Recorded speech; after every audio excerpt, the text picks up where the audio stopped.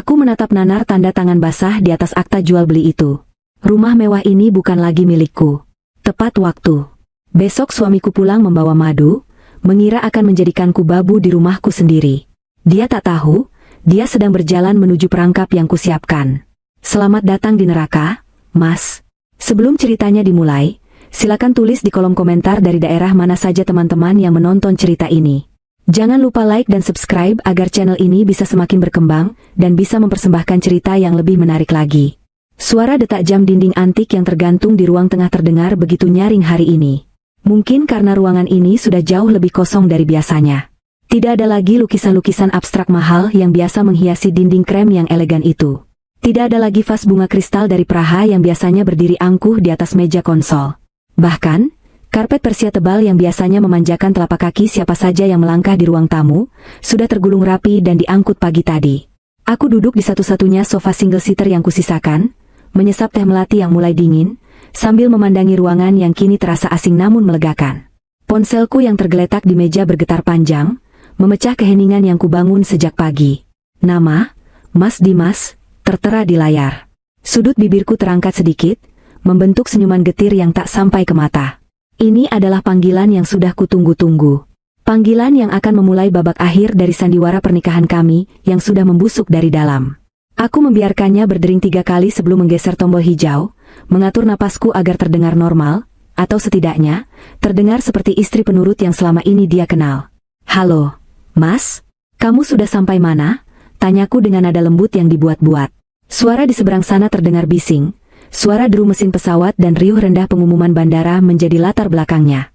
Namun, suara bariton Dimas terdengar jelas, penuh dengan nada arogan yang belakangan ini semakin sering kudengar. Tidak ada sapaan hangat, tidak ada pertanyaan kabar. Aku baru mendarat. Jangan lupa siapkan makan malam yang enak. Opor ayam kesukaanku dan sambal goreng ati. Oh ya, satu lagi, pastikan rumah bersih dan wangi. Aku tidak mau ada debu sedikit pun. Perintahnya tanpa basa-basi. Aku hanya mendengus pelan tanpa suara. Dia pikir aku ini apa? Pembantu yang digaji untuk melayani egonya? Namun, aku menahan diri. Iya, Mas. Ada lagi. Ada jeda sejenak di seberang sana. Aku bisa mendengar suara tawa perempuan yang manja dan renyah, diikuti bisik-bisik mesra. Jantungku berdesir, bukan karena cemburu, melainkan karena rasa jijik yang merambat naik ke kerongkongan. Aku tahu siapa pemilik suara itu. Dengar, Clarissa, suara Dimas berubah menjadi lebih serius, lebih dingin, dan tajam. Aku tidak pulang sendiri. Aku membawa Bella. Hening. Aku sengaja diam, membiarkan dia merasa menang dengan kebisukanku. Dia pasti berpikir aku kaget, shock, atau menangis. Padahal, aku sedang menatap koper-koperku yang sudah siap angkut di dekat pintu samping. Kamu dengar aku, Clarissa, bentaknya tidak sabar. Bella sekarang adalah istriku. Kami sudah menikah siri di Bali minggu lalu. Mulai hari ini, dia adalah nyonya di rumah ini juga. Jadi, kamu harus menghormatinya sama seperti kamu menghormati aku. Kata-kata itu meluncur begitu mudah dari mulutnya. Seolah-olah dia sedang membicarakan menu makan malam, bukan tentang menghancurkan hati seorang istri yang sudah mendampinginya selama 5 tahun. Dia bahkan tidak merasa perlu meminta maaf atau menjelaskan. Baginya, keputusannya adalah titah raja yang tak boleh dibantah. Oh begitu? Jawabku singkat, nadaku datar. Reaksiku yang terlalu tenang sepertinya mengganggunya. Dia mengharapkan histeria, teriakan, atau tangisan memohon. Ketenanganku membuatnya merasa kurang dominan. Jangan pasang sikap begitu, cemoohnya. Kamu harusnya sadar diri. Selama ini kamu tidak becus mengurusku. Kamu terlalu sibuk dengan duniamu sendiri, sok pintar, dan yang paling parah, kamu belum juga memberiku keturunan. Bella beda. Dia wanita yang tahu bagaimana melayani suami. Dia muda, segar, dan subur. Setiap kata yang dia ucapkan adalah belati yang dia asah khusus untuk melukaiku. Dulu, mungkin aku akan menangis terseduh-seduh mendengar hinaan soal anak. Tapi hari ini, kata-kata itu hanya memantul di dinding hatiku yang sudah membeku. Jadi, Mas mau aku bagaimana? Tanyaku, memancingnya untuk mengeluarkan semua rencana busuknya. Bagus kalau kamu bertanya, nadanya kembali jumawa. Karena Bella sekarang nyonya rumah, dia akan menempati kamar utama. Kamar kita. Kamu, pindahkan barang-barangmu ke kamar belakang. Bekas kamar pembantu itu masih layak huni, kan? Bersihkan sekarang juga. Aku tidak mau Bella melihat barang-barang rongsokanmu di kamar utama saat kami sampai nanti sore. Aku menahan tawa yang hampir meledak. Kamar pembantu? Dia menyuruh istri sahnya, pemilik rumah mewah 3 lantai di kawasan elit Jakarta Selatan ini, untuk tidur di kamar pembantu yang ukurannya bahkan lebih kecil dari kamar mandiku? Sungguh ironi yang luar biasa. Dia, seorang laki-laki yang bahkan tidak mampu membayar cicilan mobilnya sendiri tanpa bantuanku, berani mengusirku di rumahku sendiri. Kamar belakang ya, Mas? Baik. Akan kusiapkan, jawabku, kali ini dengan nada yang sedikit riang. Riang karena membayangkan wajahnya nanti. Dan ingat, Clarissa, tambahnya dengan nada mengancam. Jangan coba-coba bikin ulah. Kalau kamu berani menyakiti hati Bella atau membuatnya tidak nyaman sedikit pun, aku tidak segan-segan menceraikanmu dan mengusirmu keluar tanpa membawa sepeser pun. Ingat, kamu numpang hidup di rumahku. Kamu makan dari uangku. Rumahku. Uangku. 2 kata itu terus diulangnya seperti mantra untuk meyakinkan dirinya sendiri. Dia benar-benar lupa, atau mungkin terlalu narsistik untuk mengakui kenyataan, bahwa fondasi hidup mewahnya adalah uang warisan ayahku. Tenang saja, Mas. Aku akan menyambut kalian dengan cara yang sangat istimewa. Kalian tidak akan melupakan hari ini seumur hidup. Ucapku penuh arti. Bagus. Jadilah istri yang tahu diri. 2 jam lagi kami sampai. Awas kalau opornya belum matang. Dia memutus sambungan telepon secara sepihak. Aku meletakkan ponsel di meja, lalu berdiri dan berjalan menuju jendela besar yang menghadap ke halaman depan. Di luar sana, langit mulai mendung, seolah alam mendukung suasana hatiku yang gelap namun penuh antisipasi. Aku melihat sekeliling ruang tamu yang luas ini sekali lagi. Rumah ini adalah impianku. Aku mendesainnya sendiri, memilih setiap marmer yang melapisi lantainya, memilih setiap furnitur yang mengisinya. Setiap sudut rumah ini punya cerita tentang harapanku membangun keluarga bahagia. Tapi Dimas telah meracuni setiap kenangan itu. Dia membawa pengkhianatan ke dalam tempat suci ini. Tadi pagi, truk pindahan sudah mengangkut semua barang pribadiku yang berharga. Perhiasan, dokumen penting, baju-baju branded, koleksi tasku, semuanya sudah aman di apartemen baruku. Yang tersisa di sini hanyalah furnitur-furnitur besar yang memang sengaja kujual bersama rumah ini. Sofa-sofa besar, meja makan jati, tempat tidur di kamar utama, semua itu sekarang adalah milik orang lain. Milik pemilik baru yang akan datang sore ini. Aku berjalan ke dapur. Tentu saja aku tidak memasak opor ayam. Siapa yang sudi memasak untuk pengkhianat dan pelakor? Di atas meja dapur yang bersih mengkilap, hanya ada sebuah amplop coklat besar dan sebuah kunci rumah cadangan. Aku mengambil spidol merah dari tasku. Di atas secari kertas post-it, kutulis pesan singkat untuk ditempel di pintu kulkas. Maaf, Mas. Opor ayamnya habis. Tapi aku siapkan kejutan yang lebih panas dari sambal goreng ati. Aku tertawa kecil. Tawa yang terdengar asing di telingaku sendiri. Tawa seorang wanita yang sudah selesai menangis dan siap membakar jembatan di belakangnya. Aku bukan lagi Clarissa yang lemah lembut dan penurut. Hari ini, aku adalah Clarissa yang akan mengajarkan Dimas arti kata, pemilik, yang sesungguhnya. Kulihat jam tanganku. 1 jam lagi sebelum serah terima, kunci. Dan 2 jam lagi sebelum Dimas dan Bella tiba. Waktunya sangat pas. Aku melangkah keluar dari dapur, menuju pintu utama. Sebelum keluar, aku berbalik sekali lagi, menatap tangga melingkar yang megah di tengah ruangan. Aku membayangkan nanti sore, saat Dimas menyeret koper Bella menaiki tangga itu dengan bangga, hanya untuk diusir turun dengan hina. Nikmati sisa waktumu menjadi raja hayalan, Mas, bisikku pada ruang kosong itu. Karena sebentar lagi, tahtamu akan runtuh. Aku melangkah keluar, menutup pintu kayu jati yang berat itu dengan bunyi klik yang memuaskan. Di depan pagar, mobil jemputanku sudah menunggu. Aku tidak akan pergi jauh. Aku akan menunggu di kafe seberang jalan, menikmati pertunjukan terbaik tahun ini dari kursi barisan depan. Duduk di kafe seberang jalan, sambil menunggu detik-detik kehancuran Dimas, pikiranku melayang mundur ke 3 tahun yang lalu. Ke masa-masa di mana aku masih begitu naif, begitu buta oleh cinta, dan begitu bodoh mempercayai setiap kata manis yang keluar dari mulut laki-laki itu. Dulu, aku menikahi Dimas karena aku melihat potensi dalam dirinya. Dia tampan, pandai bicara, dan terlihat sangat ambisius. Saat itu, dia mengaku sebagai pengusaha muda yang sedang merintis bisnis batu bara di Kalimantan. Cerita-ceritanya tentang tambang, tentang alat berat, tentang negosiasi dengan klien asing, semuanya terdengar begitu meyakinkan. Aku, anak tunggal dari keluarga pengusaha tekstil yang cukup terpandang, merasa menemukan sosok yang setara. Ayahku sempat ragu, tapi melihat kebahagiaanku, beliau merestui. Namun, kebohongan itu sebenarnya sudah mulai tercium sejak kami merencanakan membeli rumah. Flashback 3 tahun lalu. Siang itu matahari Jakarta begitu terik. Kami duduk di hadapan notaris, di sebuah ruangan ber-AC yang dingin namun terasa kaku. Di atas meja, terhampar dokumen-dokumen pembelian rumah di kawasan Pondok Indah, rumah yang baru saja kutinggalkan tadi. Harganya fantastis, miliaran rupiah. Jadi, Bapak Dimas, ucap Pak Notaris sambil membetulkan letak kacamata bacanya. Untuk pembayaran tahap akhir, apakah ceknya sudah siap? Dimas tampak gagah dengan setelan jas mahalnya, yang belakangan ku tahu dia beli menggunakan kartu kredit yang limitnya hampir jebol. Dia tersenyum percaya diri, lalu menoleh padaku. Sayang, mana ceknya? Kamu yang bawa, kan? Aku mengangguk, mengeluarkan buku cek dari tasku. Itu adalah cek dari rekening pribadiku, uang warisan dari almarhum ayah yang baru saja cair. Ayah meninggal setahun setelah kami menikah, meninggalkan aset yang cukup untuk membuat kami hidup nyaman 7 turunan jika dikelola dengan benar. Ini, Pak, kataku sambil menyerahkan cek itu.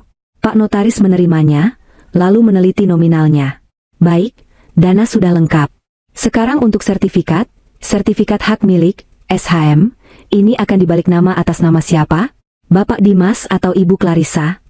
Saat itu, terjadi momen hening yang canggung. Dimas langsung menegakkan punggungnya. Wajahnya memancarkan aura dominasi yang dipaksakan. Atas nama saya dong, Pak. Saya kepala keluarga. Lagi pula, ini kan rumah hasil kerja keras saya untuk istri tercinta. Ujarnya dengan suara lantang, seolah-olah dia yang baru saja menandatangani cek itu. Aku terdiam, menatap Dimas dengan kening berkerut. Hasil kerja kerasnya? Bukankah uang itu 100% dari warisan ayahku? Bisnis batubara yang dia agung-agungkan itu, setahuku, sedang macet total karena masalah perizinan. Atau setidaknya itu alasan yang selalu dia berikan setiap kali aku bertanya kenapa tidak ada pemasukan ke rekening bersama. Pak Notaris, yang sepertinya sudah berpengalaman menghadapi situasi seperti ini, menatapku meminta persetujuan. Bagaimana, Bu Clarissa? Karena sumber dana berasal dari rekening ibu, secara hukum. Sebelum Pak Notaris selesai bicara, Dimas memotong, tangannya meremas tanganku di bawah meja. Remasan yang terasa menyakitkan, bukan mesra. Dia menatapku dengan tatapan tajam, mengintimidasi. Sayang, kamu percaya sama aku, kan? Ini cuma formalitas. Nanti kalau bisnisku lancar, aku ganti uang ayah kamu.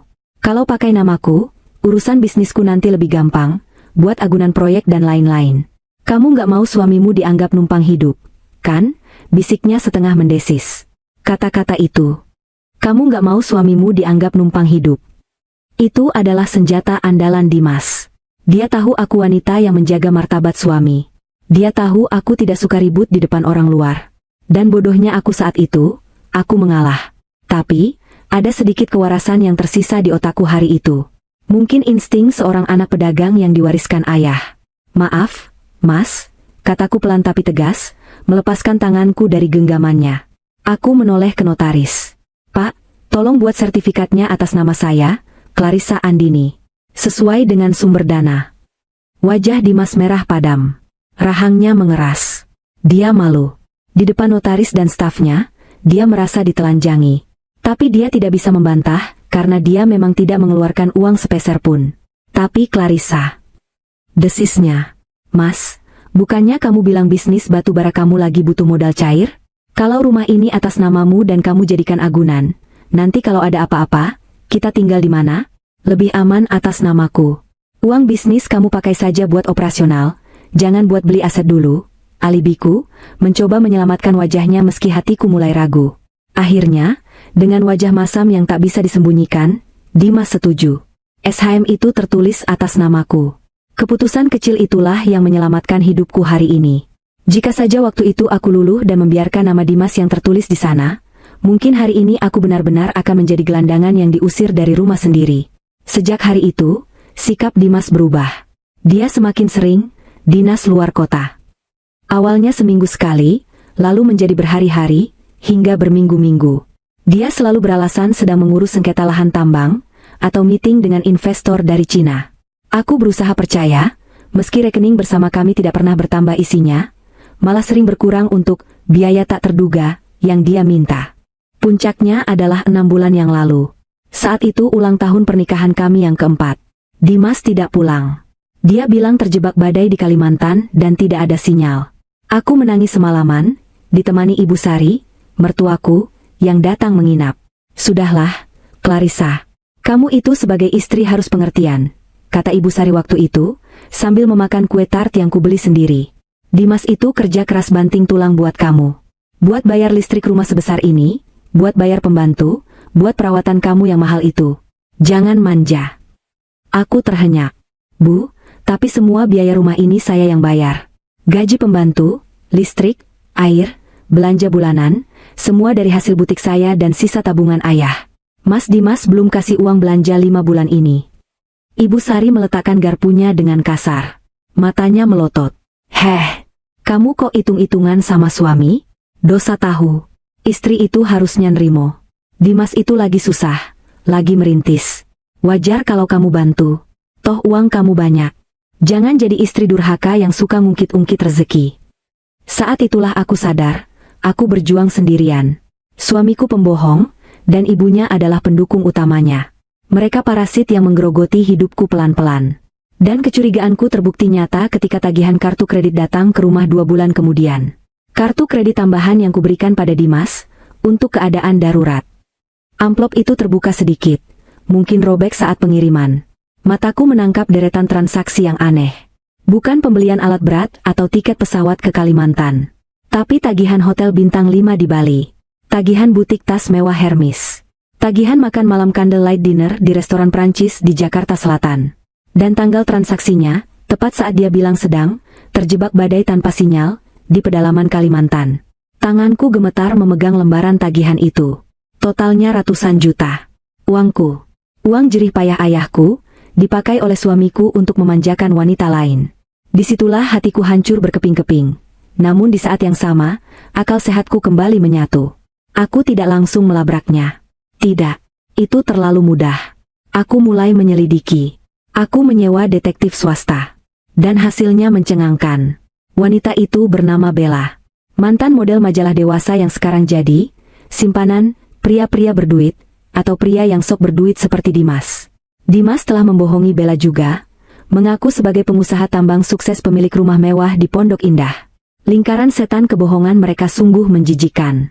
Dimas membohongiku untuk membiayai gaya hidupnya, dan membohongi Bella untuk mendapatkan tubuhnya. Dan sekarang, dia ingin menyatukan dua dunianya dengan membawa Bella ke rumahku. Aku menyesap kopi latteku yang mulai dingin di kafe. Ingatan masa lalu itu membuat darahku mendidih, tapi juga memberiku kekuatan. Aku sudah bukan korban lagi. Aku adalah sutradara dari drama kehancuran mereka. Mbak, nambah 1 kruasang lagi ya, ujarku pada pelayan kafe. Aku butuh tenaga. Pertunjukan utama akan segera dimulai. Dari kaca jendela kafe, aku melihat sebuah mobil sedan hitam mewah berhenti di depan pagar rumahku. Itu mobil Indira, pembeli rumahku. Dia datang tepat waktu, membawa serta tim pembersihnya. Senyumku mengembang. Pion-pion catur sudah berada di posisinya. Saatnya skakmat. Matahari sore itu menembus tirai tipis kamar tidur kami, menciptakan bayangan memanjang di atas lantai parket. Cahayanya keemasan, hangat, kontras sekali dengan dingin yang merayapi tulang punggungku saat itu. Kejadian ini terjadi tepat 1 bulan sebelum telepon ultimatum Dimas yang menyuruhku pindah ke kamar pembantu. Hari itu adalah hari di mana selubung tebal yang menutupi mataku akhirnya terkoyak sepenuhnya. Pagi itu, Dimas berangkat terburu-buru.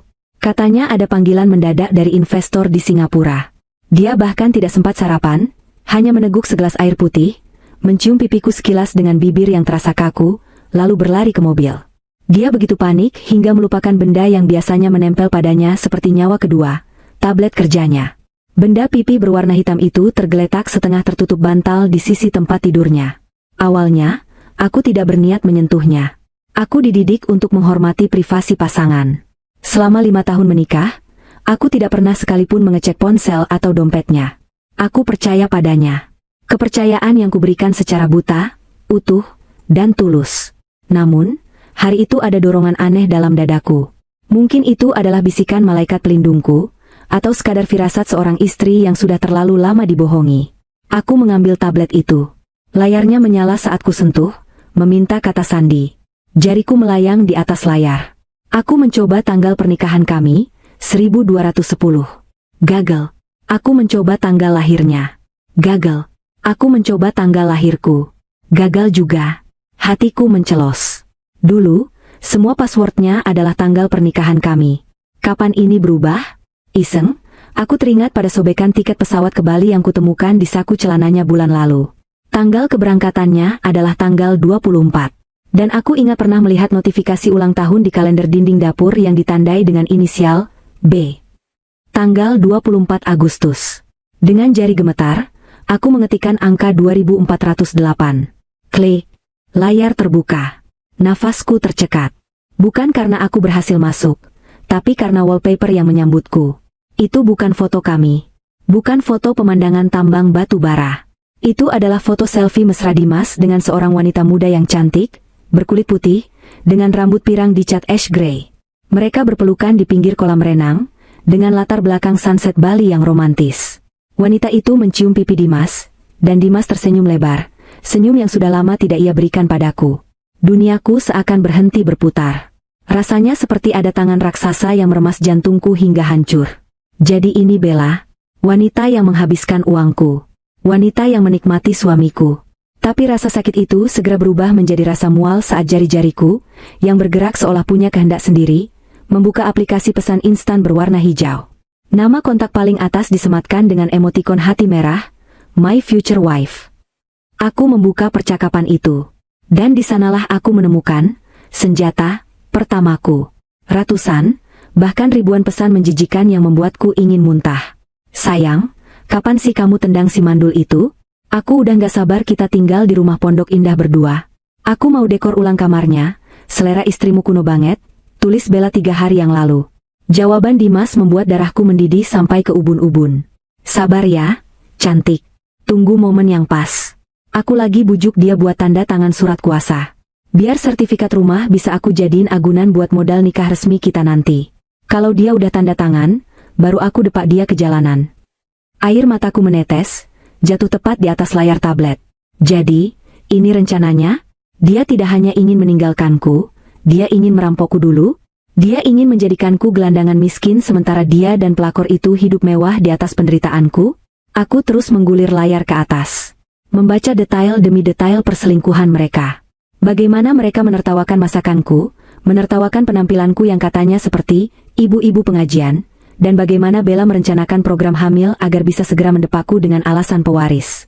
Kalau aku hamil, pasti ibumu langsung dukung kita 100%. Si Clarissa kan rahimnya kering, kata Bella di pesan lain. Aku membanting tablet itu ke kasur, tak sanggup membaca lebih lanjut soal itu. Dadaku sesak. Rasa sakit dikhianati karena tidak bisa memberi keturunan adalah pukulan paling telak bagi seorang wanita. Tapi aku memaksa diriku untuk kembali mengambil tablet itu. Aku harus tahu semuanya. Aku harus tahu seberapa dalam lubang yang dia gali untukku. Aku keluar dari aplikasi pesan dan membuka galeri foto.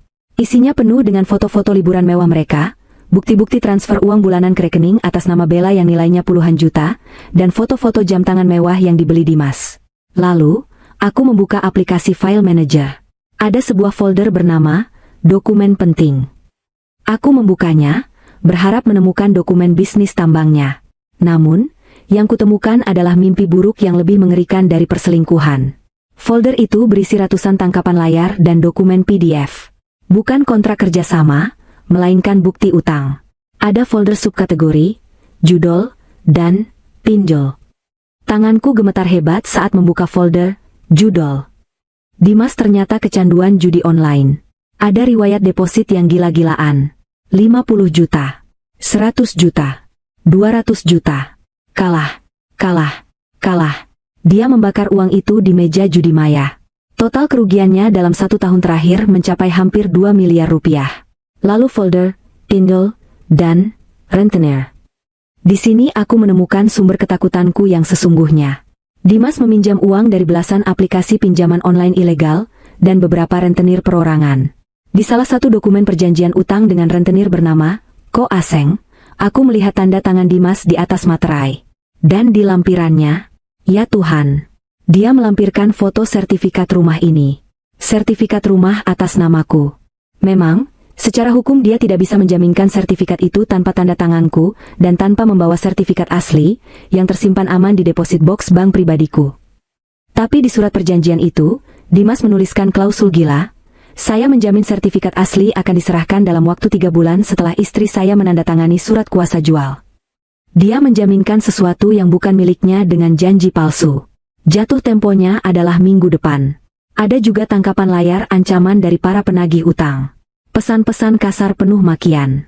Woi Dimas, mana janji lu? Kalau minggu depan gak bayar bunga, gue datengin rumah lu, gue obrak-abrik. Bayar utang judi lu, bangsat. Jangan ngumpet di ketiak bini lu. Aku terduduk lemas di lantai. Kakiku tidak kuat menopang tubuh. Fakta-fakta ini menghantamku bertubi-tubi seperti ombak pasang. Dimas bukan pengusaha sukses. Dia penjudi bangkrut. Dimas tidak mencintaiku. Dia hanya butuh asetku untuk menutup lubang utangnya yang menganga lebar. Dan Bella, wanita malang itu, tidak tahu apa-apa. Dia pikir dia merebut raja minyak. Padahal dia sedang merebut tikus got yang terlilit utang. Senjata itu kini ada di tanganku. Tablet ini adalah kotak Pandora yang berisi kunci kehancuran Dimas. Aku punya 2 pilihan sekarang. Menangis dan menunggu dia memanipulasiku untuk menyerahkan sertifikat rumah demi menutup utang judinya, atau bertindak sekarang. Rasa takut akan ancaman rentenir sempat melintas. Bagaimana jika mereka benar-benar datang minggu depan?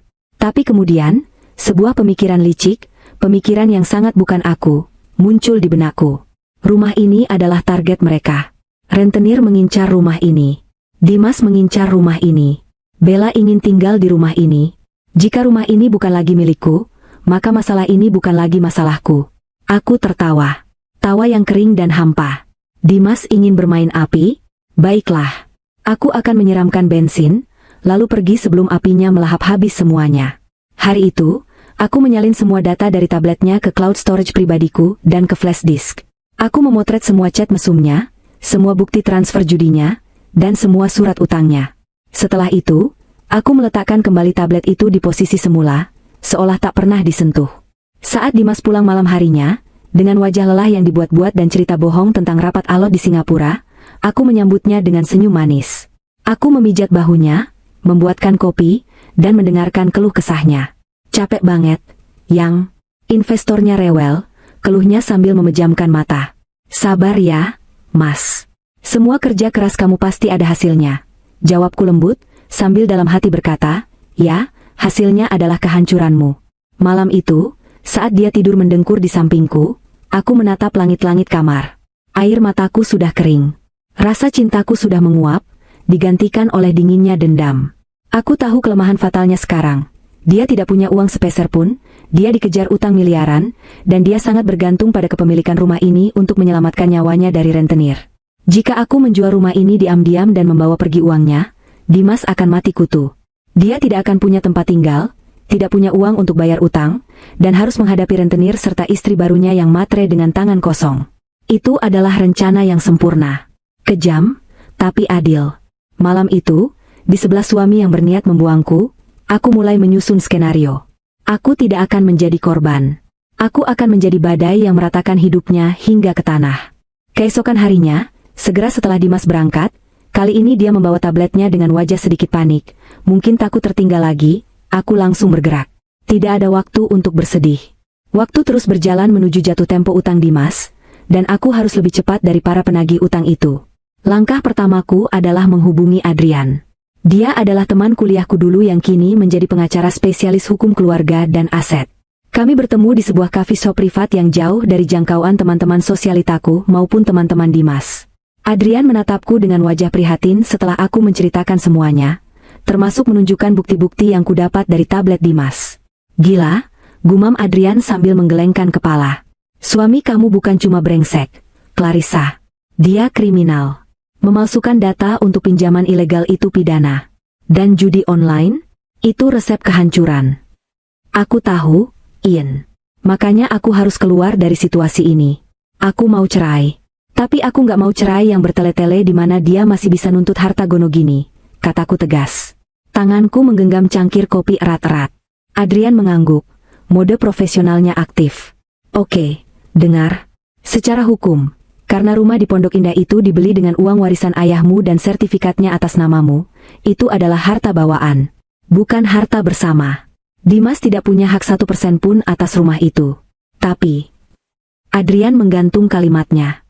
Dalam praktek perceraian di Indonesia, suami yang licik bisa saja memperlambat proses, mengajukan gugatan gonogini hanya untuk mengganggu, atau bahkan memblokir aset kamu supaya tidak bisa dijual selama proses sidang. Itu yang aku takutkan, potongku. Apalagi dia sudah menjanjikan rumah itu ke rentenir. Kalau rentenir itu datang dan menduduki rumah, bakal makin rumit. Tepat, sambar Adrian. Saran terbaikku, likuidasi aset itu. Sekarang juga, jual rumah itu sebelum kamu mendaftarkan gugatan cerai. Ubah aset tidak bergerak, rumah, menjadi aset bergerak, uang tunai, yang bisa kamu amankan di rekening terpisah, atau instrumen investasi yang tidak bisa dia lacak. Setelah rumah terjual, baru kita ajukan cerai. Saat itu, objek sengketa, rumah, sudah hilang. Dia nggak bisa nuntut apa-apa. Senyumku mengembang. Itu persis seperti yang kupikirkan. Bantu aku siapkan berkasnya, Ian. Aku sudah punya pembeli. Siapa?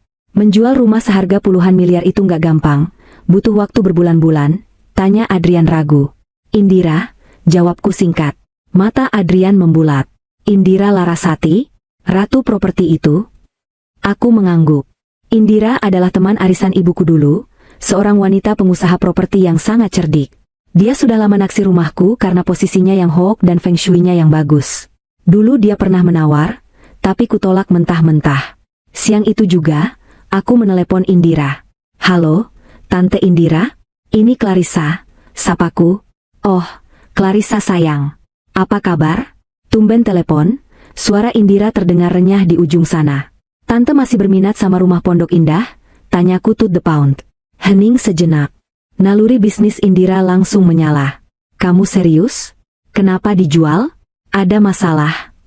Aku mau buang sial, Tan.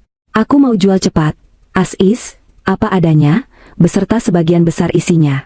Aku cuma bawa barang pribadi. Harga aku kasih diskon 15% dari pasar, kalau Tante bisa bayar cash keras minggu ini. 15%? Suaranya meninggi antusias. Bagi pebisnis properti, diskon sebesar itu adalah marin keuntungan yang manis. Oke, Tante tertarik. Tapi kenapa buru-buru? Nanti aku ceritakan detailnya saat kita ketemu. Tapi ada satu syarat mutlak, Tan. Syarat ini nggak boleh ditawar. Apa itu? Serah terima kunci dan penguasaan fisik rumah harus dilakukan hari Minggu depan, tepat jam 4 sore. Tidak boleh lebih cepat, tidak boleh lebih lambat. Dan Tante harus datang membawa security atau polisi. Karena, bakal ada sedikit drama pengusiran penghuni liar. Indira tertawa lepas. Dia adalah wanita yang suka tontonan menarik. Wah, kedengarannya seru. Oke, deal. Tante suka drama, apalagi kalau Tante yang menang. Tante siapin dananya sekarang.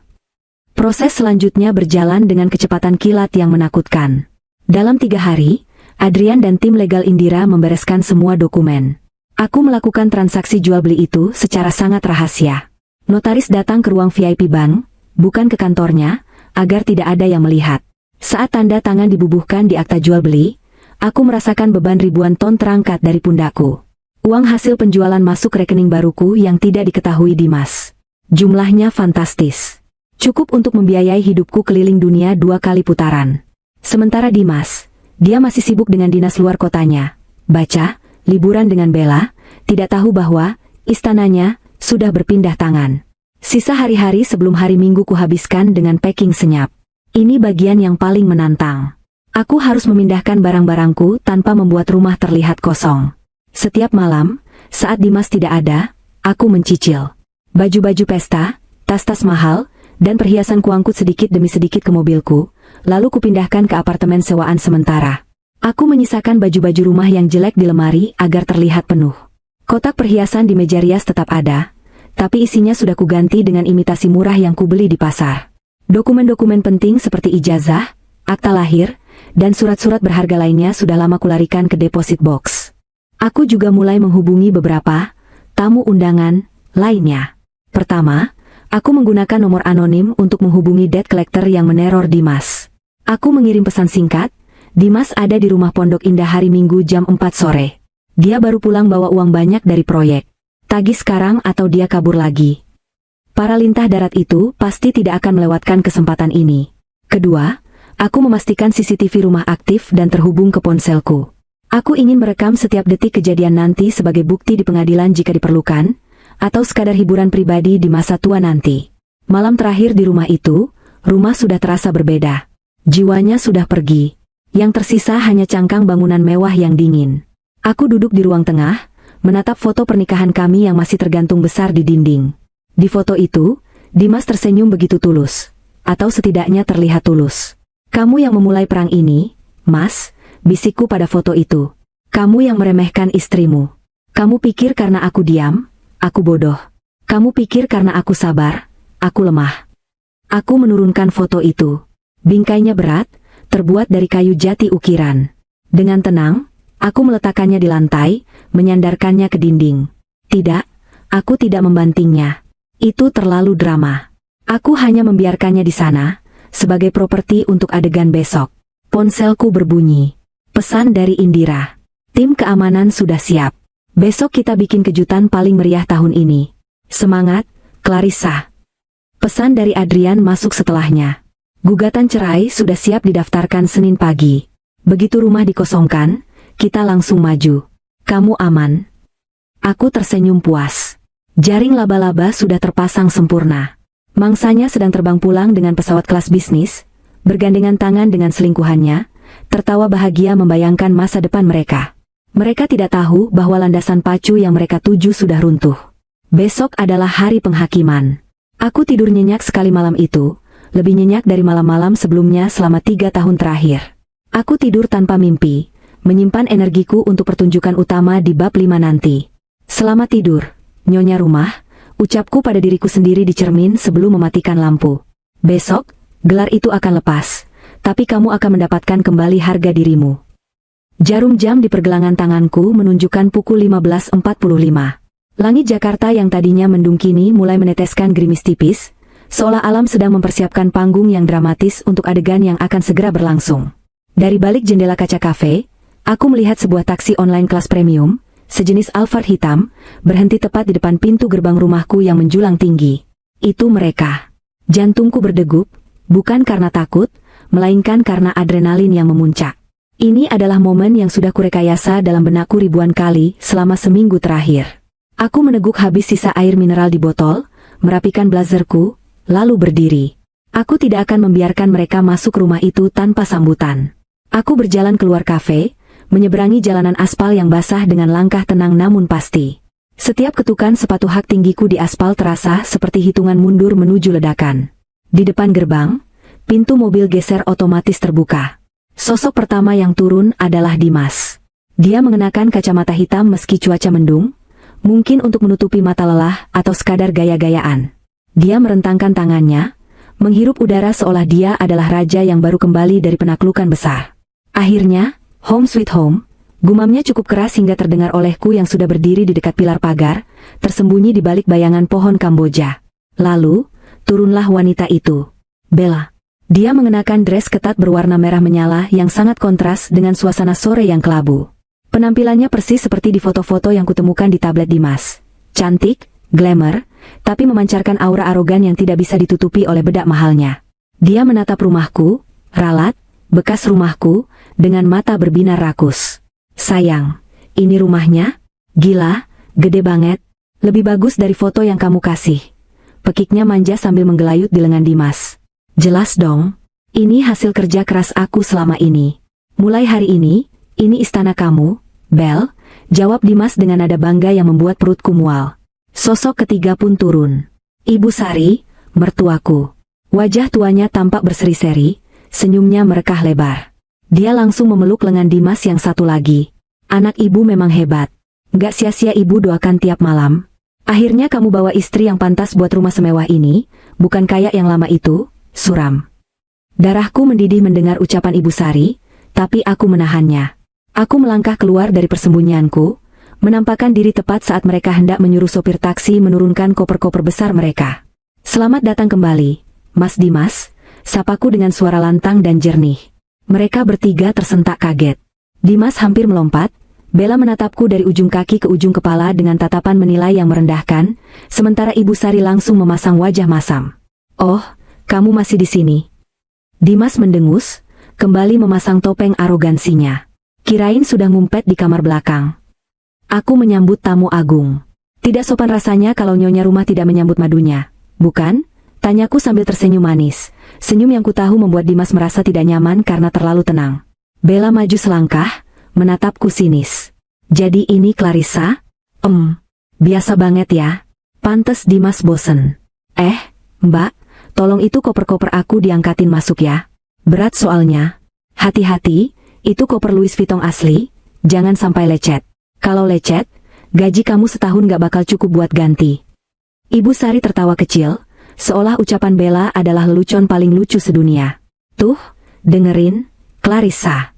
Mulai sekarang kamu harus sadar posisi. Bella ini istri kesayangan Dimas, calon ibu dari cucu saya. Kamu harus layani dia sebaik mungkin kalau masih mau numpang makan di sini." Aku tidak bergerak sedikit pun untuk mengambil koper itu. Malah, aku melipat kedua tanganku di dada, menatap mereka dengan tatapan geli. "Koper? Oh, simpan saja di situ dulu. Siapa tahu kalian berubah pikiran dan ingin langsung pergi lagi." Wajah Dimas merah padam. Dia melangkah mendekatiku, tangannya menunjuk-nunjuk wajahku. "Jangan kurang ajar kamu, Clarissa. Kamu mau aku usir sekarang juga? Cepat angkat koper Bella." "Masuk dulu saja, Mas. Ada hal menarik di dalam," elaku santai, lalu berbalik badan dan berjalan masuk ke halaman, meninggalkan mereka yang kebingungan dan marah. Mereka terpaksa menyeret koper-koper itu sendiri dengan menggerutu. Sopir taksi sudah pergi setelah dibayar. Saat mereka melangkah masuk ruang tamu, reaksi mereka persis seperti yang kuharapkan. Keheningan menyergap. Bella menjerit kecil. "Mas, kok kosong? Mana sofa kulit Italia yang kamu ceritain? Mana lukisan-lukisannya? Kok kayak rumah hantu begini?" Ruang tamu itu memang melompong. Hanya ada satu set meja kursi kayu tua yang sengaja kutinggalkan, dan karpet tipis. Gema suara Bella memantul di dinding-dinding kosong, menciptakan suasana yang mencekam. Dimas menatap sekeliling dengan panik. Dia menoleh padaku dengan mata melotot. "Clarissa, di mana barang-barangku? Di mana furniturnya? Kamu jual ya? Berani-beraninya kamu mencuri asetku." Aku duduk santai di salah satu kursi kayu tua itu, menyilangkan kaki dengan anggun. "Asetmu, Mas? Coba diingat-ingat lagi. Sofa itu, aku yang beli pakai kartu kreditku 2 tahun lalu. Lukisan itu, kado dari papa buat ulang tahunku. Meja konsol, aku beli pas diskon akhir tahun pakai bonus butikku. Jadi, mana yang asetmu?" Dimas terdiam, gelagapan. Dia tahu aku benar, tapi gengsinya terlalu tinggi untuk mengakui di depan Bella dan ibunya. "Tetapi itu ada di rumahku. Berarti punyaku. Kamu maling." "Tenang, Mas. Aku cuma merapikan sedikit. Biar nyonya baru bisa mendekorasi ulang sesuai selera, kampungannya, maaf, selera, mewahnya," sindirku halus sambil melirik Bella. Bella menghentakkan kakinya. "Mas, lihat tuh dia ngehina aku. Usir dia sekarang. Mas, aku nggak sudi tinggal serumah sama perempuan gila ini." "Sabar, Bel. Sabar." Dimas mencoba menenangkan, keringat dingin mulai muncul di pelipisnya. Dia merasakan ada yang salah. Aura di ruangan ini berbeda. Clarissa yang dia kenal biasanya akan menangis atau dia memojok, bukan duduk santai seperti ratu yang sedang mengadili rakyat jelata. "Clarissa," suara Dimas merendah, mencoba mengintimidasi. "Kamu jangan main-main. Aku capek. Bella capek. Ibu capek.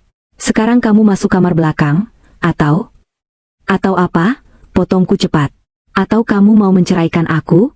Bukannya itu maumu? Atau kamu mau lapor polisi?" Aku tertawa kecil, suara tawa yang bergema dingin di ruangan kosong itu. "Ngomong-ngomong soal polisi, Mas, atau soal tamu? Sepertinya sebentar lagi tamu-tamumu yang sebenarnya akan datang." "Tamu siapa? Jangan ngelantur," bentak Ibu Sari. Aku menatap Dimas tepat di matanya. Tatapan yang menusuk sampai ke jiwanya yang paling gelap. "Tamu yang kamu undang dengan tanda tangan di atas materai, Mas.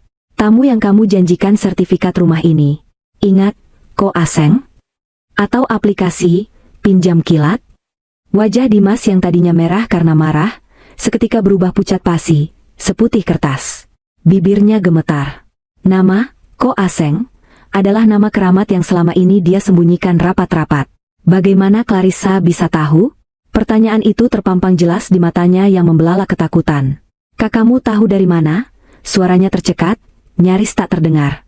Kenapa, Mas? Kaget? Aku berdiri perlahan, berjalan mengelilingi mereka seperti hiu mengitari mangsa. Kamu pikir aku bodoh? Kamu pikir karena aku diam di rumah, aku tidak tahu kalau suamiku yang pengusaha sukses, ini sebenarnya cuma pecundang yang kalah judi online sampai miliaran rupiah. Bella dan Ibu Sari tersentak. Bella melepaskan rangkulannya dari lengan Dimas, menatap suaminya dengan bingung. Mas, apa maksudnya? Judi? Miliaran? Dimas panik. Dia berusaha meraih tangan Bella. Enggak, Bel, jangan dengerin dia. Dia bohong. Dia cuma mau ngehancurin kita. Dia cemburu. Cemburu? Aku tertawa lagi, kali ini lebih keras. Mas, buat apa aku cemburu sama laki-laki yang menjaminkan rumah istrinya ke rentenir cuma buat nutupin utang judi? Kamu tahu nggak, Mas? Rentenir itu, mereka nggak peduli kamu siapa. Mereka cuma peduli uang mereka balik. Dan kamu janjiin rumah ini ke mereka minggu lalu, kan? Jatuh temponya hari ini, kan? Aku melirik jam tangan. Jam 4 sore. 5 menit lagi. Siap-siap ya, Mas. Biasanya cara nagih mereka agak kasar. Aku dengar mereka suka banting-banting barang. Untung barang-barang mahalku sudah kuangkut. Jadi silakan kalau mereka mau banting koper Louis Vuitton KW super punya istrimu itu. Kepanikan Dimas kini menular ke Ibu Sari. Wanita tua itu memegang dadanya. Dimas, jawab Ibu. Apa benar kamu main judi? Apa benar kamu punya utang? Bu, itu salah paham. Dimas tergagap, keringatnya kini mengucur deras membasahi kemeja mahalnya. Dia terjebak. Serangan psikologisku berhasil meruntuhkan topeng arogansinya dalam hitungan menit. Dia bukan lagi suami yang berkuasa, dia adalah tikus yang tersudut. Kamu bohong, teriak Bella histeris, menunjuk wajahku. Dimas itu kaya. Dia punya tambang batu bara. Dia beliin aku mobil, tas, berlian. Oh ya? Tanyaku lembut. Coba kamu cek lagi tas Hermes kamu itu. Asli atau palsu? Dan mobil yang dia kasih. BPKB-nya ada di mana? Atau jangan-jangan itu mobil rental bulanan yang belum dibayar? Bella terdiam, wajahnya pucat. Keraguan mulai merayapi matanya. Kalian bertiga lucu sekali, ucapku sambil kembali duduk. Masih sempat-sempatnya berdebat siapa yang kaya. Padahal sebentar lagi kalian semua mungkin harus lari terbirit-birit dari sini. Aku cuma mau bilang selamat menikmati pesta penyambutan ini. Karena tamu yang datang jam 4 nanti tidak akan selembut aku. Suasana di ruangan itu begitu tegang, hingga rasanya udara bisa diiris dengan pisau. Dimas gemetar, matanya liar mencari jalan keluar, tapi dia tidak bisa pergi karena ada Bella dan ibunya. Dia terperangkap dalam jaring kebohongannya sendiri, dan aku memegang ujung talinya, siap menariknya hingga dia tercekik. Ini baru permulaan. Mentalnya sudah goyah. Sekarang saatnya menghancurkan sisa-sisa harga dirinya dengan fakta yang tak terbantahkan. Ketegangan di ruang tamu kosong itu memuncak ketika Dimas, didorong oleh rasa takut yang berubah menjadi amarah buta, tiba-tiba menggebrak meja kayu di hadapanku. Suaranya menggelegar, membuat Ibu Sari memeki kaget dan Bella mundur beberapa langkah. Cukup, teriak Dimas, urat-urat lehernya menonjol. Wajahnya yang pucat kini kembali merah padam, campuran antara malu dan murka. Kamu pikir kamu siapa? Hah? Mengancam aku di rumahku sendiri? Kamu pikir aku takut sama bualanmu soal rentenir? Aku ini Dimas. Aku pengusaha. Aku punya koneksi. Dia mencoba membangun kembali wibawanya yang sudah runtuh, tapi suaranya terdengar sumbang. Dia berusaha meyakinkan Bella dan ibunya, tapi lebih dari itu, dia berusaha meyakinkan dirinya sendiri. Dan kamu, tunjuknya padaku. Berani-beraninya kamu nuduh aku main judi. Mana buktinya? Itu fitnah. Aku bisa laporin kamu pencemaran nama baik. Mana bukti kalau rumah ini bukan punyaku? Bukti? Ulangku tenang. Aku merogoh tas tanganku yang sedari tadi kuletakkan di lantai. Aku mengeluarkan sebuah map plastik tebal berwarna biru. Map yang berisi, vonis mati, untuk kehidupan sosial dan finansial Dimas. Aku melempar map itu ke atas meja. Suaranya berdebam berat, menandakan isinya yang padat. Silakan, Mas. Dibuka. Dibaca. Dengan suara keras kalau perlu, biar istri barumu Dan ibumu dengar betapa hebatnya prestasi kepala keluarga mereka. Tantangku. Dimas menatap map itu seperti melihat bom waktu. Dia ragu. Tangannya gemetar saat Rulur meraih map itu. Bella, yang rasa penasarannya dan ketakutannya sudah diubun-ubun, menyerobot map itu dari tangan Dimas. Biar aku yang baca, sentak Bella kasar. Dia membuka map itu dengan brutal. Lembar pertama yang dia tarik adalah fotokopi sertifikat hak milik, SHM, rumah ini. Sertifikat hak milik, nomor 1024. Bella mengeja dengan suara bergetar. Matanya membelalak saat membaca baris pemilik hak. Atas nama, Clarissa Andini. Hening. Bella menoleh ke arah Dimas dengan tatapan horor. Mas, kok nama dia? Kamu bilang ini atas nama kamu? Kamu bilang kamu beli cash sebelum nikah sama dia? Dimas gelagapan, lidahnya keluh. Itu cuma teknis, Bel. Biar pajak murah. Tapi uangnya uangku. Sumpah. Uangmu? Aku memotong cepat. Bella, coba buka halaman berikutnya. Ada bukti transfer dari rekening almarhum ayahku ke pengembang. Tanggalnya 3 tahun lalu. Nominalnya 15 miliar rupiah. Lunas. Lihat nama pengirimnya. Apakah ada nama Dimas di situ? Bella membalik halaman dengan kasar. Matanya memindai bukti transfer itu. Wajahnya semakin pias. Dia tidak menemukan nama Dimas. Yang ada hanya nama ayahku. Mas, kamu bohong? Suara Bella mulai meninggi, nadanya histeris. Jadi rumah ini bukan punya kamu? Terus janji kamu kalau kita cerai aku dapat setengah rumah ini gimana? Bel, dengerin aku dulu. Dimas mencoba memegang bahu Bella, tapi ditepis kasar. Jangan sentuh aku, pekik Bella. Buka lagi. Apa lagi isinya? Bella menarik tumpukan kertas berikutnya. Kali ini, matanya membelalak lebih lebar. Itu adalah cetakan riwayat transaksi judi online Dimas. Deposit 50 juta. Kalah. Deposit 100 juta. Kalah. Deposit 200 juta. Kalah. Bella membaca deretan angka itu dengan napas tersengal. Total kerugian 1,8 miliar rupiah. Bella menatap Dimas dengan tatapan jijik yang tak ditutup-tutupi. Kamu habisin uang buat judi? Kamu bilang uang itu buat beli alat berat. Kamu bilang bisnis lagi seret karena harga batu bara turun. Ternyata kamu main slot? Ibu Sari, yang sedari tadi dia mematung, kini maju dengan langkah gemetar. Dia merebut kertas itu dari tangan Bella. Matanya yang sudah rabun menyipit membaca angka-angka itu. Enggak mungkin. Dimas anak ibu anak soleh, enggak mungkin main judi. Gumam Ibu Sari, penyangkalan masih kuat di otaknya. Lanjut, Bu. Halaman terakhir paling menarik, ujarku dingin. Ibu Sari membuka halaman terakhir. Itu adalah surat perjanjian utang dengan rentenir, Ko Aseng.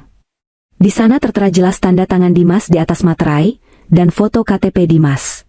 Menyatakan berutang sebesar 3 miliar rupiah dengan bunga 20% per bulan. Jaminan, sertifikat rumah Pondok Indah, akan diserahkan menyusul.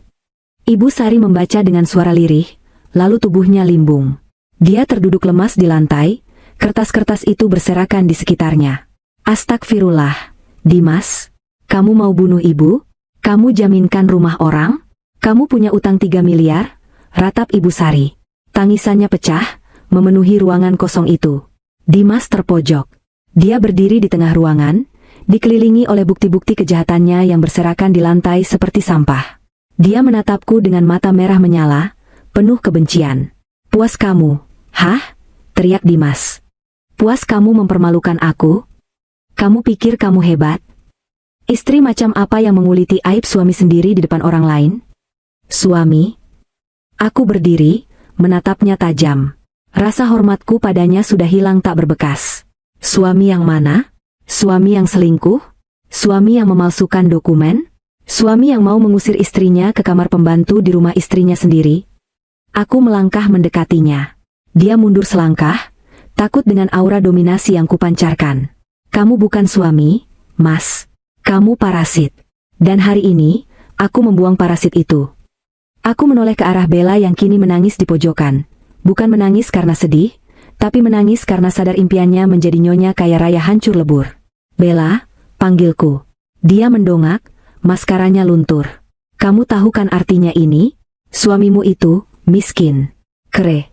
Dia nggak punya apa-apa selain baju yang menempel di badannya, dan utang miliaran yang akan dikejar rentenir sampai ke lubang semut. Tas Hermes MU, mobilmu, rental, dan rumah ini, bukan miliknya. Bella berdiri, wajahnya penuh amarah. Dia berjalan ke arah Dimas dan, plak, sebuah tamparan keras mendarat di pipi Dimas. Suaranya nyaring menggema. Bajingan kamu, Dimas, maki Bella. Kamu tipu aku. Kamu bilang kamu miliarder. Kamu bilang istrimu yang numpang hidup. Ternyata kamu yang benalu. Aku nyesel nikah siri sama kamu. Aku mau pulang.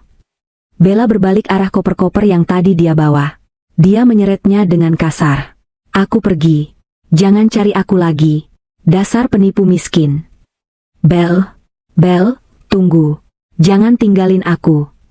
Dimas mencoba mengejar, tapi Ibu Sari menahan kakinya, memeluk kaki anaknya sambil menangis. Dimas, selesaikan utangmu, jangan biarkan rentenir bunuh kita. Racau Ibu Sari. Situasi kacau balau. Dimas terjepit antara ibunya yang histeris, istri barunya yang kabur, dan aku yang menonton dengan puas. Tunggu dulu, Bella, cegahku. Bella berhenti di ambang pintu. Kalian belum bisa keluar begitu saja. Lanjutku sambil melihat jam dinding imajiner. Waktunya pas. Kalian dengar suara sirine itu? Dari kejauhan, terdengar suara sirine mendekat. Bukan sirine ambulans, tapi sirine mobil patwal polisi. Dan di belakangnya, suara deru motor-motor knalpot brong yang khas. Itu tamu-tamu kita. Senyumku semakin lebar. Tamu pertama, polisi yang dibawa oleh pemilik rumah baru untuk mengusir penyerobot lahan. Tamu kedua, debt collector yang melacak posisimu lewat GPS mobil rentalmu. Wajah Dimas berubah dari merah menjadi abu-abu. Lututnya lemas. Dia jatuh terduduk di lantai, tepat di sebelah ibunya. Kehancuran mentalnya sudah sempurna. Dia telah kehilangan wibawa, kehilangan istri barunya, kehilangan kepercayaan ibunya, dan sebentar lagi dia akan kehilangan kebebasannya. Selamat menikmati sisa hari minggumu, Mas, bisikku pelan, tapi terdengar jelas di telinganya seperti vonis hakim. Di luar pagar, mobil Indira, sang pemilik baru, sudah terlihat berhenti, diiringi mobil polisi. Di sisi lain jalan, segerombolan pria bertampang garang dengan jaket kulit hitam turun dari motor-motor mereka, memegang tongkat pemukul dan map tagihan. Pesta yang sesungguhnya baru saja dimulai. Dan aku, Clarissa, adalah penonton VIP di barisan paling depan. Suara sirine itu bukan sekadar bunyi peringatan. Di telingaku, itu adalah lonceng kematian bagi kehidupan semu yang selama ini dibangun oleh Dimas. Raungan sirine mobil polisi yang membelah udara sore mendung Jakarta Selatan itu terdengar semakin dekat, semakin nyaring, seolah-olah hendak meruntuhkan tembok-tembok kebohongan yang melapisi rumah mewah ini. Aku masih berdiri di posisi yang sama, bersandar santai pada bingkai pintu penghubung antara ruang tamu dan ruang keluarga yang kini kosong melompong. Di hadapanku, sebuah drama kehancuran manusia sedang berlangsung dalam gerak lambat. Wajah Dimas, yang 5 menit lalu masih merah padam karena amarah, kini perlahan memudar warnanya menjadi seputih kertas. Matanya bergerak liar, melirik ke arah pintu depan, lalu ke arahku, lalu ke arah ibunya, mencari jalan keluar yang tidak pernah ada. Itu suara apa, Mas? Tanya Bella. Suaranya bergetar hebat. Dia mencengkeram lengan Dimas begitu kencang, hingga kuku-kuku panjangnya yang terawat menancap di kulit kemeja suaminya. Mas, jawab aku. Kenapa ada polisi? Dimas tidak menjawab. Dia tidak bisa menjawab. Mulutnya terbuka dan tertutup seperti ikan yang kehabisan oksigen di daratan. Keringat sebesar biji jagung mulai bermunculan di dahinya, meluncur turun melewati pipinya yang tirus karena stres. Clarissa. Suara Dimas akhirnya keluar, parau dan terdengar seperti cicitan tikus yang terinjak. Kamu lapor polisi? Kamu mau penjarakan suamimu sendiri? Aku tersenyum tipis. Sangat tipis. Aku tidak lapor polisi, Mas. Pemilik rumah ini yang lapor. Aku kan sudah bilang, aku bukan pemilik rumah ini lagi. Aku di sini cuma tamu yang sedang menunggu jemputan, sama seperti kalian yang sebentar lagi akan dijemput. Sebelum Dimas sempat membalas, pintu utama yang terbuat dari kayu jati solid itu terbuka lebar. Angin sore yang membawa aroma hujan menyeruak masuk, diikuti oleh sosok-sosok yang akan mengakhiri segalanya. Indira Larasati melangkah masuk lebih dulu. Auranya sore ini sungguh luar biasa. Wanita parubaya itu mengenakan setelan blazer putih gading dengan potongan tegas, celana bahan hitam, dan sepatu hak tinggi yang mengetuk lantai marmer dengan irama intimidasi. Dia tidak datang sendiri. Di belakangnya, 2 orang petugas kepolisian berseragam lengkap dengan wajah serius mengapitnya. Dan di belakang polisi, 4 orang sekuriti pribadi berbadan tegap dengan seragam safari hitam berdiri memblokir pintu, memastikan tidak ada lalat pun yang bisa kabur. Keheningan di ruang tamu itu begitu mencekam hingga suara napas tersengal Ibu Sari terdengar jelas. "Selamat sore," sapa Indira. Suaranya tenang, namun memiliki ketajaman seperti silet yang dibalut sutra. Dia melepas kacamata hitamnya perlahan, lalu menatap sekeliling ruangan kosong itu dengan tatapan menilai. Tatapannya kemudian jatuh pada tumpukan koper di tengah ruangan, lalu pada Dimas yang gemetar. "Bapak Dimas?" tanya Indira, memastikan targetnya. Dimas mencoba menegakkan tubuhnya. Sisa-sisa harga dirinya sebagai laki-laki memaksanya untuk tidak terlihat lemah, meskipun lututnya goyah. Saya Dimas." "Anda siapa? Kenapa masuk rumah saya tanpa permisi bawa polisi segala? Ini perbuatan tidak menyenangkan." Indira tertawa kecil, tawa yang sangat menghina. Dia tidak langsung menjawab, melainkan menoleh ke salah satu polisi di sebelahnya. "Pak polisi, tolong dicatat. Subjek masih mengklaim kepemilikan atas properti saya. Ini bisa memperkuat pasal penyerobotan lahan yang akan kita ajukan." "Baik, Bu," jawab polisi itu sambil mengeluarkan buku catatan kecil. "Tunggu," sergah Dimas panik. "Maksudnya apa? Ini rumah saya? Saya beli rumah ini 3 tahun lalu. Istri saya Clarice sayang." Dimas menunjukku dengan tangan gemetar. "Koreksi, Pak Dimas," potong Indira tegas. Dia melangkah maju, mengangkat sebuah map dokumen yang dibawanya. "Rumah ini, berdasarkan akta jual beli nomor 105/2024 yang sah dan telah didaftarkan di Badan Pertanahan Nasional, adalah milik saya, Indira Larasati. Transaksi jual beli telah lunas dan selesai dilakukan minggu lalu dengan pemilik sah sebelumnya, Ibu Clarissa Andini." Indira membuka map itu, memperlihatkan lembaran akta dengan materai dan tanda tangan basah. Dia menyodorkannya tepat ke depan wajah Dimas, memaksanya membaca fakta yang menyakitkan itu. "Ini, nggak mungkin." Dimas membaca baris demi baris dengan mata membelalak. "Clarissa, kamu benar-benar..." Dimas menoleh padaku dengan tatapan penuh pengkhianatan. "Kamu jual rumah kita? Tanpa izin aku? Tanpa sepengetahuan aku? Kamu istri durhaka. Itu harta Gonogini. Kamu nggak berhak." Aku melangkah maju mendekati area konflik, suara hak sepatuku menggema tenang. Mas, masih saja tidak paham hukum, padahal gayamu selangit. Sudah dijelaskan oleh pengacara, rumah ini harta bawaan. Asalnya dari warisan ayahku, dibeli atas namaku, sertifikat atas namaku. Harta Gonogini itu kalau kita beli pakai uang bersama." "Lah, kamu nyumbang apa? Uang parkir saja kamu minta aku yang bayar." "Tapi aku suami kamu. Aku kepala keluarga," teriak Dimas, suaranya pecah. "Aku berhak tahu. Hak kamu sudah hilang saat kamu menjaminkan rumah ini ke rentenir untuk judi." "Mas," balasku dingin. "Kamu pikir aku akan diam saja menunggu rumah ini disita preman? Lebih baik aku jual ke orang yang waras." "Preman?" sela Bella yang sedari tadi diam mematung. Wajah cantiknya sudah luntur oleh keringat dingin. "Mas, apa maksudnya rentenir? Apa maksudnya judi? Kamu bilang kamu pengusaha tambang." Dimas menoleh ke Bella, wajahnya memelas. "Bel, sayang dengerin aku dulu. Ini cuma salah paham. Clarissa ini manipulatif, dia mau hancurin kita." Belum sempat Dimas menyelesaikan kalimat pembelaannya, suara gemuruh lain terdengar dari luar pagar. Kali ini bukan sirine yang teratur, melainkan suara raungan motor-motor dengan knalpot brong yang memekakan telinga. Suara teriakan kasar laki-laki terdengar bersahut-sahutan. "Weoi Dimas, keluar lu bangsat. Buka pagarnya atau gue dobrak." Wajah Dimas seketika berubah warna menjadi abu-abu kehijauan. Dia mengenali suara itu. Itu adalah suara mimpi buruknya.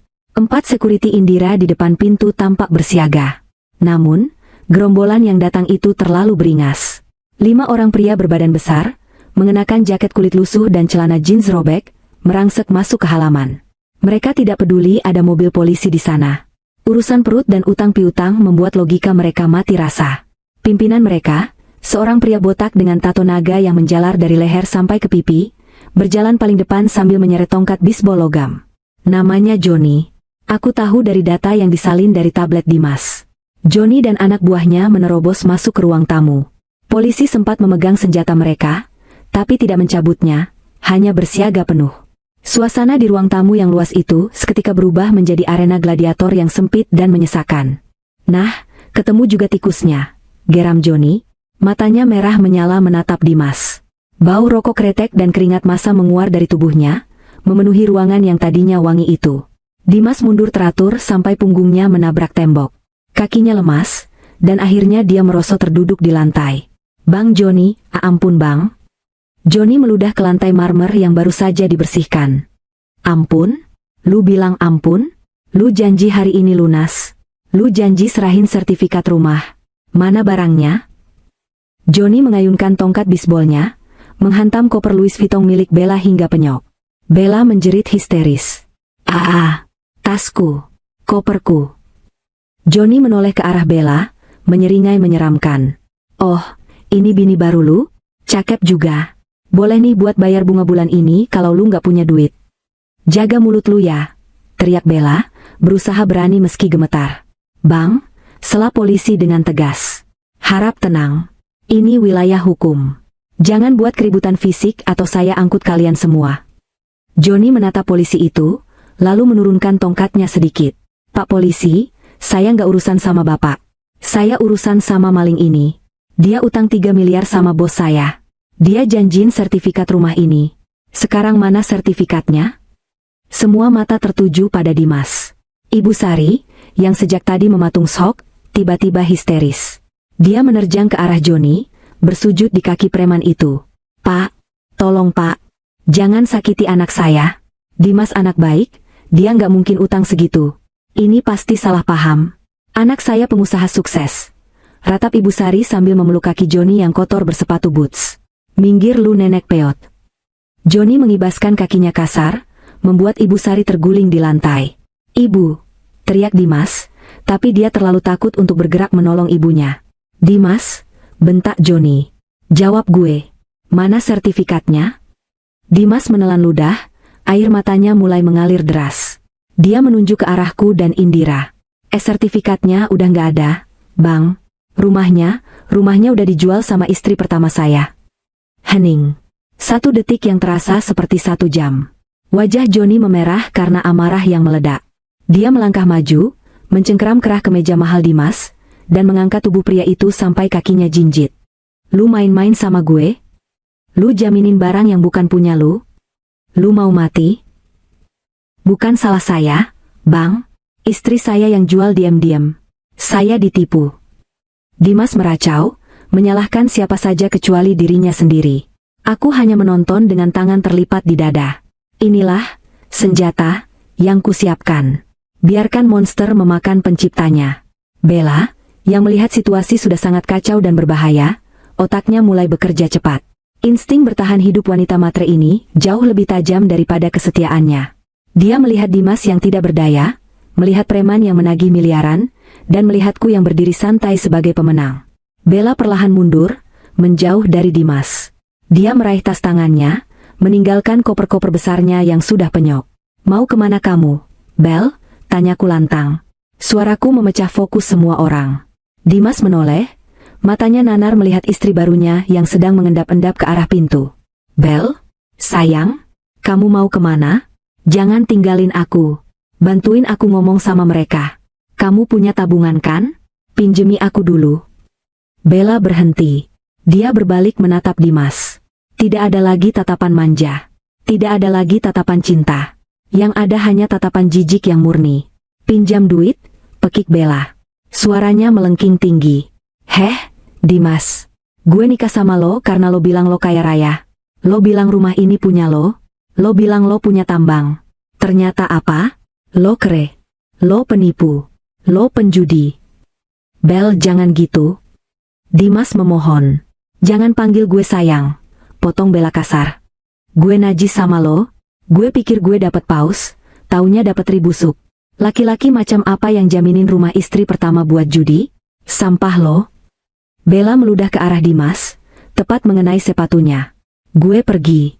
Kita cerai. Talak gue sekarang juga. Gue nggak sudi dikejar-kejar rentenir gara-gara utang lo. Tanpa menunggu jawaban, Bella berlari keluar pintu, menerobos security yang membiarkannya lewat. Suara hak sepatunya yang beradu dengan aspal terdengar menjauh, membawa serta mimpi-mimpi Dimas tentang keluarga bahagia bersama wanita muda itu. "Bella, tunggu!" teriak Dimas pilu. Tapi teriakannya sia-sia. Kembali ke Joni. Preman itu tertawa terbahak-bahak melihat drama rumah tangga itu. "Wah, kasihan amat lu. Bini tua ngejual rumah, bini muda kabur. Sisa mak lu doang tuh yang masih mau meluk kaki gue." Joni mengencangkan cengkeramannya di leher Dimas. "Karena rumah udah nggak ada, berarti lu harus ikut gue. Kita urus di kantor. Motor lu, ginjal lu, apa aja yang bisa jadi duit, gue ambil." "Jangan bang, tolong." Dimas menangis terseduh-seduh. Dia menatapku. Tatapan itu penuh keputusasaan. "Clarissa, tolong aku bayarin dulu, nanti aku ganti. Aku janji aku berubah. Tolong, Kla, demi pernikahan kita." Aku menatapnya. Dulu, tatapan memelas itu akan membuat hatiku luluh lantak. Dulu, aku akan rela menjual perhiasanku demi membantunya. Tapi hari ini, di hatiku hanya ada hamparan es yang dingin. Aku berjalan mendekat, berdiri tepat di hadapannya yang sedang dicengkeram preman. "Pernikahan kita? Pernikahan yang mana, Mas? Pernikahan yang kamu nodai dengan membawa pelakor ke rumahku? Atau pernikahan yang kamu gadaikan di meja judi?" Aku mendekatkan wajahku, berbisik pelan namun tajam. "Kamu ingat saat aku sakit demam berdarah bulan lalu, dan kamu malah pergi ke Bali sama Bella? Kamu bilang ke aku, jangan manja, urus dirimu sendiri. Sekarang, aku kembalikan kata-kata itu. Urus dirimu sendiri, Mas." Aku menegakkan tubuh, lalu menoleh ke Indira. "Bu Indira, silakan rumah ini dibersihkan dari sampah." Indira mengangguk. "Pak Polisi, tolong amankan situasi. Saya mau properti saya kosong dalam 5 menit." Polisi akhirnya bergerak tegas. "Oke, cukup dramanya. Bubar semua. Bawa dia keluar." Perintah polisi kepada Joni dan anak buahnya. "Urus utang kalian di luar pagar. Jangan di dalam rumah." Dengan kasar, Joni menyeret Dimas seperti menyeret karung beras. Dimas meronta, kakinya menendang-nendang udara, tapi tenaganya tidak sebanding dengan preman-preman itu. "Ibu, tolong Dimas, Bu," teriaknya memanggil ibunya. Ibu Sari tertatih-tatih bangun, mengejar anaknya sambil menangis meraung-raung. "Lepasin anak saya, dasar orang jahat. Clarissa, kamu tega. Kamu wanita iblis. Kualat kamu nanti sama suami." Aku hanya diam, menatap mereka diseret keluar pintu. Security Indira dengan sigap mengangkut sisa koper-koper Dimas dan Ibu Sari, lalu melemparkannya ke halaman depan seolah membuang sampah. Koper-koper itu terbuka, memuntahkan isinya. Baju-baju Dimas, daster Ibu Sari, berhamburan di atas rumput dan paving block yang basah. Aku berjalan mengikuti mereka sampai ke teras. Di luar pagar, pemandangan jauh lebih ramai. Hujan gerimis sudah berhenti, tapi menyisakan genangan air di jalanan. Dan di jalanan itu, puluhan tetangga sudah berkumpul. Ada Bu RT yang sedang merekam kejadian dengan ponselnya. Ada Pak Haji tetangga sebelah yang menggeleng-gelengkan kepala. Ada ibu-ibu arisan komplek yang berbisik-bisik sambil menunjuk-nunjuk. "Ya ampun, itu Pak Dimas? Kok diseret-seret preman? Katanya kaya raya, kok ternyata banyak utang. Itu Bu Sari juga? Kasihan amat, tapi syukurin sih, sombong banget orangnya. Istri barunya tadi lari naik ojek di depan komplek, mukanya pucat banget." Suara-suara itu berdengung seperti lebah. Penghakiman publik. Ini adalah hukuman sosial yang jauh lebih mematikan daripada penjara. Dimas, yang selama ini membangun citra sebagai pengusaha sukses, dermawan, dan suami idaman, kini ditelanjangi di depan semua orang yang dia kenal. Joni menyeret Dimas sampai ke aspal jalanan di luar pagar. Dia melempar tubuh Dimas ke genangan air yang kotor. Biur. Kemeja mahal Dimas kini basah kuyup oleh air lumpur. "Motor lu mana?" bentak Joni. Di garasi." Jawab Dimas gemetar. Salah satu anak buah Joni masuk ke garasi yang tidak terkunci, lalu keluar mendorong motor sport kesayangan Dimas. "Ini kita sita buat bunga bulan ini," teriak Joni. "Dan lu, ikut gue ke markas. Lu harus tanda tangan perjanjian baru." "Saya nggak mau ikut. Tolong." Dimas mencoba merangkak menjauh, tapi dua preman langsung mengangkatnya dan memaksanya masuk ke dalam mobil MPV hitam butut mereka. Ibu Sari mencoba mengejar mobil itu, menggedor-gedor kacanya. "Anak saya, jangan bawa anak saya." Tapi mobil itu tancap gas, meninggalkan asap hitam yang mengepul. Ibu Sari tertinggal sendirian di tengah jalan, dikelilingi koper-koper yang berserakan, menjadi tontonan gratis warga komplek. Dia menoleh ke arahku yang berdiri di teras rumah yang megah dan tinggi. Tatapan kami bertemu. Dulu, tatapannya selalu meremehkan. Kini, tatapannya penuh kebencian dan keputusasaan. "Puas kamu, Clarissa?" teriak Ibu Sari dengan suara serak. "Kamu hancurkan hidup kami." Aku tidak menjawab. Aku tidak perlu menjawab. Aku hanya berbalik badan, membelakangi mereka semua. Aku berjalan kembali masuk ke dalam rumah yang kini benar-benar kosong. Hampa. Tapi kehampaan itu terasa sangat melegakan. Indira sedang berdiri di tengah ruangan, memberi instruksi pada tukang kunci yang baru datang untuk mengganti semua silinder kunci pintu. "Sudah selesai?" tanya Indira sambil tersenyum. "Sudah, Tan. Terima kasih banyak bantuannya," jawabku tulus. "Kamu hebat, Kla. Tante bangga sama kamu. Gak banyak wanita yang berani ambil langkah se-ekstrem ini." "You save it yourself," ujar Indira sambil memelukku singkat. "Aku harus pergi, Tan. Sopirku sudah menunggu di gerbang belakang," kataku. Aku berjalan melintasi ruang tamu itu untuk terakhir kalinya. Langkahku terasa ringan, seolah beban ribuan ton yang selama ini menindih pundakku telah hilang bersama perginya Dimas. Aku keluar lewat pintu samping, masuk ke dalam mobil jemputanku yang gelap dan nyaman. Saat mobil melaju menjauh dari kawasan Pondok Indah, aku melihat spion. Kerumunan masih ada di sana, tapi suara mereka makin sayup. Hujan mulai turun lagi, membasuh jejak-jejak kekacauan hari itu. Membersihkan segalanya. Aku menyandarkan kepala di jok mobil, memejamkan mata. Satu air mata menetes. Bukan air mata sedih, tapi air mata pelepasan. Selamat tinggal, Clarissa yang bodoh. Selamat tinggal, masa lalu. Malam pertama setelah kejadian itu, aku tidak bisa tidur. Bukan karena rindu, tapi karena keheningan di apartemen baruku terasa begitu asing. Aku terbiasa mendengar dengkuran Dimas, terbiasa mendengar omelan Ibu Sari di pagi hari, terbiasa dengan drama. Kini, yang ada hanya suara dengung halus AC dan gemerlap lampu kota Jakarta dari lantai 40. Aku menghabiskan minggu-minggu pertama dengan mengurung diri. Aku butuh detoksifikasi. Aku mematikan semua media sosial, mengganti nomor ponsel, hanya Adrian dan Indira yang tahu nomor baruku, dan menghabiskan waktu dengan melukis serta merancang perhiasan, hobi lama yang sempat dikubur Dimas karena katanya, buang-buang waktu. Proses perceraian berjalan lebih cepat dari dugaan. Adrian bekerja sangat efisien. Tanpa kehadiran Dimas di persidangan, karena dia bersembunyi dari penagih utang dan alamatnya tidak jelas, hakim memutuskan verstek. Putusan jatuh tanpa perlawanan. Aku resmi menjadi janda. Status yang bagi sebagian orang menakutkan, tapi bagiku terdengar seperti gelar kebebasan. 6 bulan kemudian, sinar matahari pagi di Bali memiliki kualitas magis yang berbeda. Cahayanya keemasan, hangat, namun tidak menyengat. Aku berdiri di balkon villa pribadiku di kawasan Ubud, memandang hamparan sawah hijau yang menenangkan. Di tanganku, secangkir teh chamomile mengepulkan uap tipis. Banyak yang berubah dalam 6 bulan. Transformasi fisik dan mentalku terjadi begitu drastis. Aku memotong rambutku yang dulu panjang dan selalu diikat, karena Dimas suka wanita rambut panjang, menjadi model bob pendek yang segar dan modern. Aku mulai merawat diriku lagi, berolahraga yoga setiap pagi, dan makan makanan sehat. Wajahku yang dulu kusam dan sering sembab karena menangis diam-diam, kini bersinar glowing alami. Tapi perubahan terbesar ada pada karierku. Uang hasil penjualan rumah itu tidak kuhambur-hamburkan. Sebagian besar kuinvestasikan di instrumen saham dan obligasi yang aman.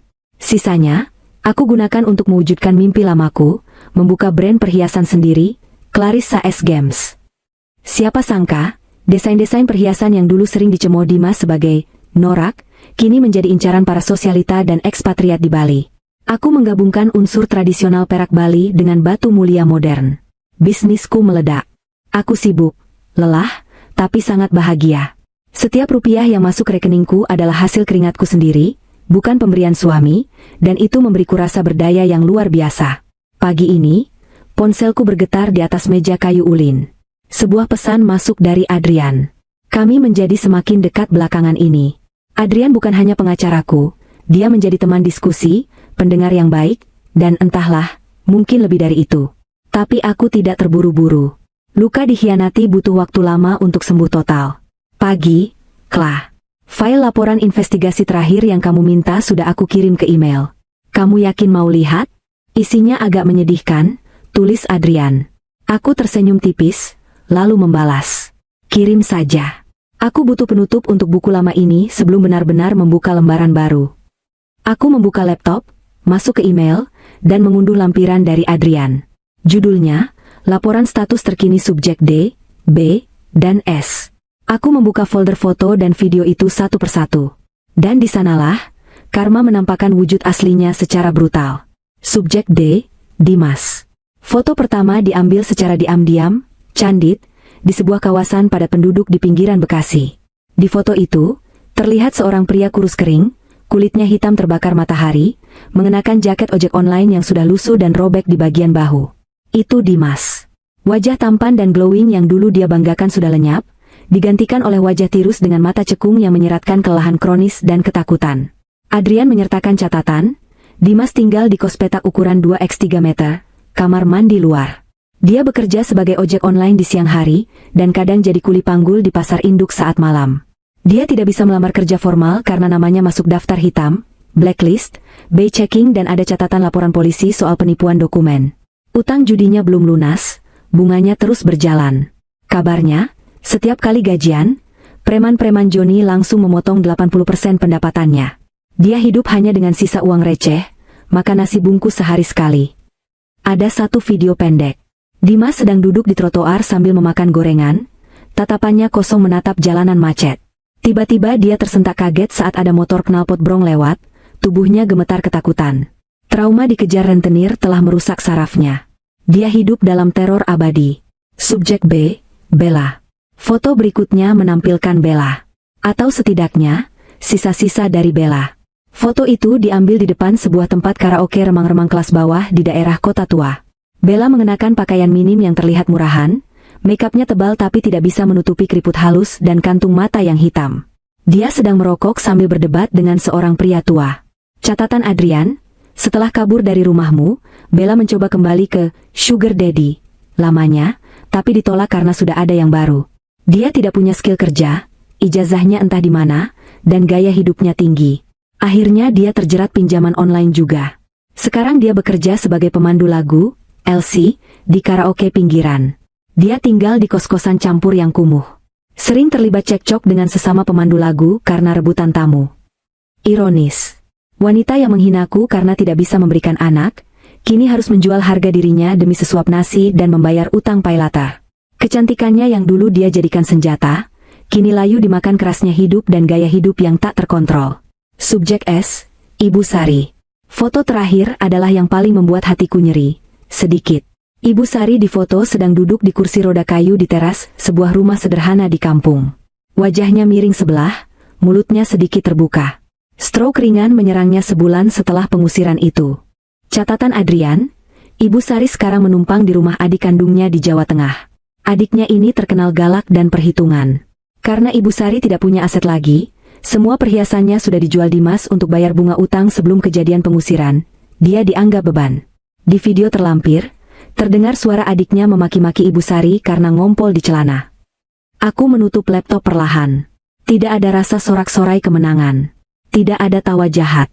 Yang ada hanya rasa hening yang dalam. Karma itu nyata. Dan karma tidak butuh bantuanku lagi. Mereka menghancurkan diri mereka sendiri dengan keserakahan dan kebohongan mereka. Aku menyeruput tehku yang mulai dingin. Rasanya masih enak. Tiba-tiba, bel pintu villa berbunyi. Aku berjalan membukanya.